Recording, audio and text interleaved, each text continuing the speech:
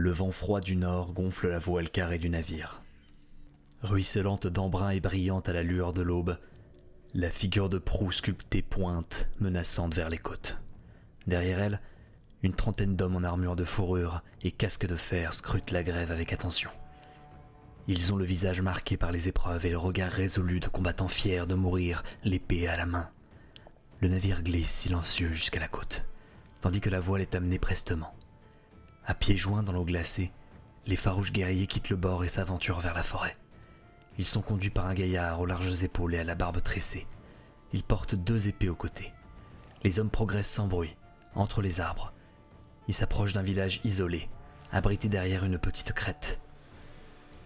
Aucun signe n'indique que les habitants soient préparés à leur arrivée. Les guerriers s'arrêtent, à la lisière du bois, et observent les alentours.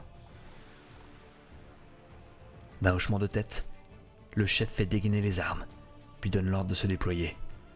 Abrités derrière leurs boucliers ronds, les hommes se dispersent, silencieusement entre les maisons de bois. Soudain, l'un d'eux désigne à son chef un corps sur le sol. Puis, on découvre des traces de sang sur les murs et d'autres corps à demi dévorés. Les doigts se resserrent autour des haches et l'instinct des combattants s'ajoute immédiatement à tout leur sens en éveil.